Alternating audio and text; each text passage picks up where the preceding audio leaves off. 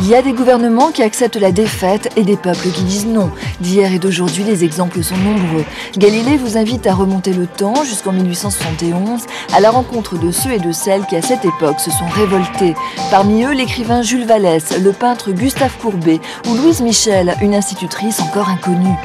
C'est l'histoire de la Commune, une guerre civile où les Parisiens se sont battus pour des idées, où ils ont rêvé de laïcité, de liberté de la presse ou encore de garantie contre le chômage. Des idées auxquelles nous devons beaucoup.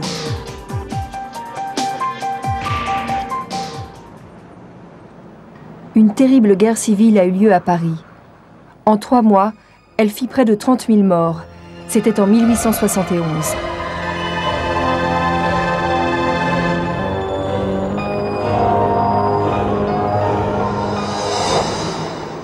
Il y a 130 ans, il n'y avait pas la tour Eiffel, bien sûr. Et autour de Paris, c'était la campagne. Des fortifications entouraient la ville pour la protéger des armées ennemies. Elles n'ont servi qu'une fois, en 1870. À cette époque-là, les Prussiens avaient battu les Français dans l'est de la France et de victoire en victoire étaient arrivés jusqu'à Paris, qu'ils avaient assiégé. L'armée française en déroute. Paris assiégé. Les 22 ans du règne de Napoléon III se terminent dans l'humiliation totale. Pendant 4 mois, les Parisiens ont subi le siège. Ils ont tenu, souffert, en espérant un jour remporter la victoire.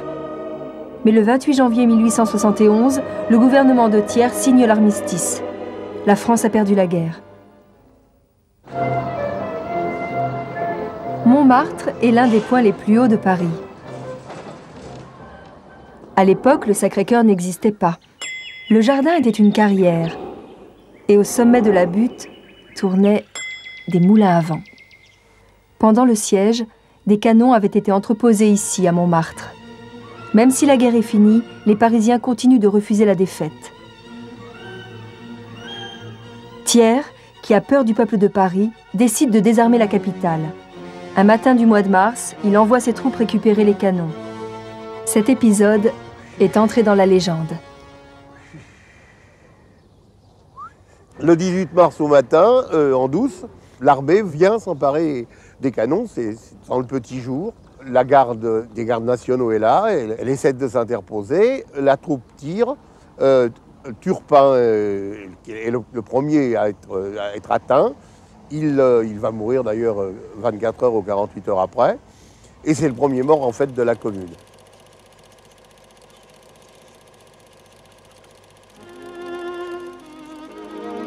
À ce moment-là, les femmes de la rue Le Pic arrivent, les troupes de femmes qui vont s'adresser aux soldats pour fraterniser. Les soldats hésitent, on leur donne l'ordre de tirer, ils refusent de tirer, ils mettent la crosse en l'air. Certains sous-officiers leur demandent de mettre la crosse en l'air.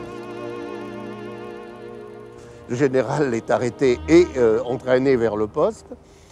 Toute une grande confusion, puis un autre général qui passait par là se trouve également récupéré. Ils sont entraînés vers la rue des Rosiers, la rue actuelle du Chevalier de la Barre, et ils sont exécutés. Thiers a son prétexte, car en fait c'était un prétexte, il refuse toute espèce de négociation et la Commune va commencer. À partir de ce moment-là, Paris est en guerre contre le gouvernement légal qui s'est installé à Versailles. Dès les premiers jours de l'insurrection, les Parisiens élisent un conseil de la Commune. Parmi ses membres, il y a des gens célèbres, l'écrivain Jules Vallès ou le peintre Gustave Courbet. Il y a aussi des inconnus, Gaillard, cordonnier, ou Rigaud, étudiant. Les communards veulent changer la société. Ils veulent l'instruction gratuite et laïque. Ils veulent la séparation de l'Église et de l'État. Ils veulent la liberté de la presse, la suppression de l'armée et de la police, la protection de la santé et de l'enfance, de la vieillesse et des travailleurs. Ils se réunissent à l'hôtel de ville. La Commune, elle nous a laissé un brouillon pour lequel il y a 2 siècles de travail. Et on n'a pas encore fini de réaliser le brouillon de la Commune. On n'a pas encore réussi à obtenir cette république sociale et favorable aux plus modestes que voulaient les communards. Vouloir l'éducation pour le plus grand nombre, il y a de quoi faire rêver. Vouloir qu'il y ait une réglementation qui respecte les gens qui travaillent, qui ne soit pas uniquement basé sur le profit, ça peut toujours faire rêver. Enfin, vous voyez, c'est vouloir une meilleure justice, je pense que c'est pas mal. Hein. Donc, je crois qu'il y a encore à rêver pour la commune, on s'en aperçoit d'ailleurs en ce moment.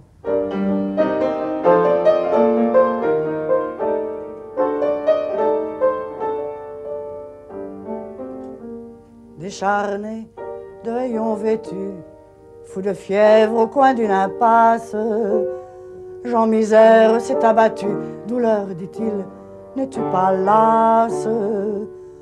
Ah, mais ça ne finira donc jamais, ça ne finira donc jamais. Je fus bon ouvrier tailleur, vieux que suis-je, une loque immonde. C'est l'histoire du travailleur, depuis que notre monde est monde.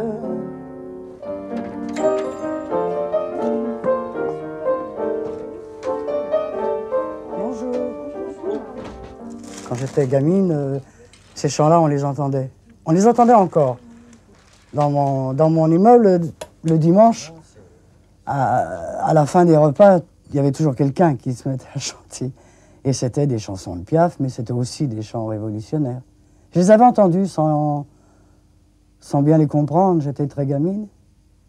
Mais elles m'étaient restées en mémoire. Les chansons de la commune, elles nous parlent de la misère, de la révolte, des ouvriers, déjà les premiers ouvriers. Maigre salaire, nul repos, ils ne peuvent pas se mettre en grève. Un jour le ciel s'est éclairé, le soleil à lui dans mon bouge. J'ai pris l'arme d'un fédéré et j'ai suivi le drapeau rouge. Paris est en guerre, et si aucun combat n'a encore eu lieu, en ces mois d'avril et de mai, on prépare la bataille. Comme ici, au carrefour du boulevard de Belleville et de la rue de Ménilmontant, où on construit une barricade. 30 à 40 000 gardes nationaux sont prêts à se battre, encadrés par des officiers. L'ennemi, lui, est à Versailles, fort d'une armée de 130 000 soldats. L'armée de Versailles est une armée traditionnelle, par définition. Ce sont des gens qui sont disciplinés, qui sont organisés en bataillon, en compagnie, en section, qui obéissent au doigt et à l'œil. Or, la guerre n'est pas un repas de gala, c'est un combat difficile, tandis que les communards qui récusent précisément l'État, l'armée, toutes les formes organisées de la société d'oppression, ils vont se présenter en ordre dispersé, avec la moitié de leurs effectifs, une partie auront trop bu, il y aura des femmes, des enfants, tout ça, par conséquent, les vulnérabilise par rapport à une armée traditionnelle qui marche au pas cadencé et qui a appris à tirer au fusil contre un ennemi. Le 21 mai 1871, dans la soirée, l'armée des Versaillais entre discrètement dans Paris par la porte du Point du Jour, qu'aucune sentinelle ne garde. La semaine sanglante vient de commencer.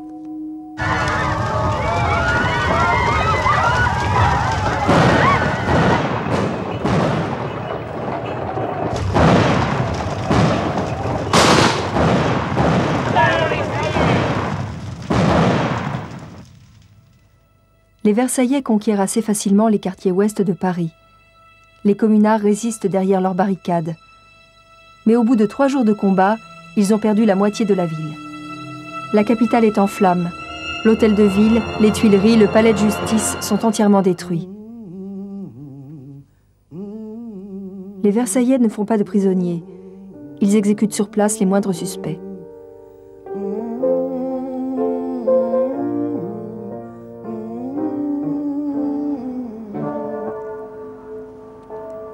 De leur côté, les communards fusillent une centaine d'otages, parmi lesquels des policiers et des prêtres. Prêtres sacrifiés à la haine anti-religieuse, gardes de Paris et prisonniers civils, victimes des passions politiques, ils ont partagé les mêmes souffrances et subi le même sort.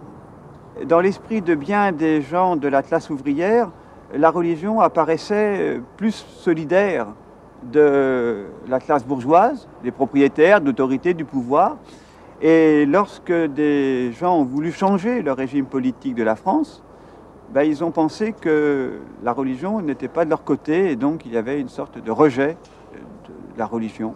Ces gens qu'ils avaient pris en otage, par exemple, étaient solidaires, selon eux, des injustices passées. En les exécutant, même si je ne partage pas le point de vue de ces personnes qu'on appelle les communards, je pense qu'ils se donnaient bonne conscience en disant on fait une œuvre de salut public.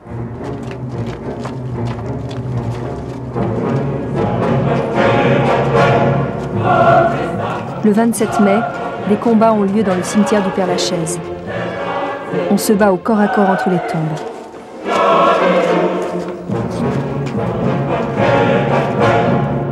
« 147 communards sont fusillés contre le mur du cimetière.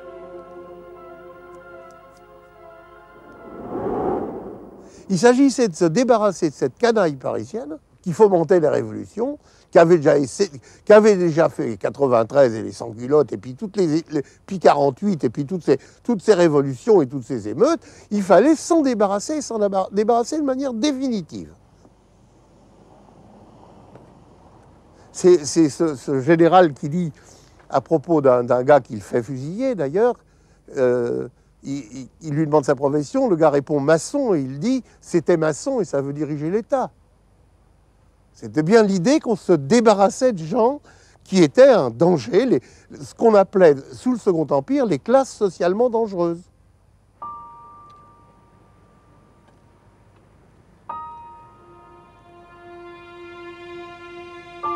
Il n'y a pas de héros. Il y a des gens qui se sont battus. Il n'y a pas de héros. Je ne crois pas aux héros. Pas plus que les communards n'y croyaient. C'est un peu ma famille. C'est un peu ma famille. Je me sens chez moi.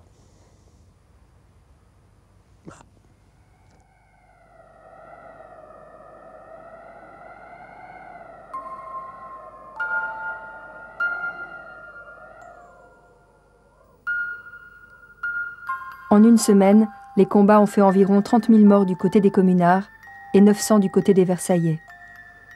Les survivants sont envoyés au bagne. Paris est détruit. 9 ans plus tard, la Troisième République proclamera l'amnistie pour tous les communards.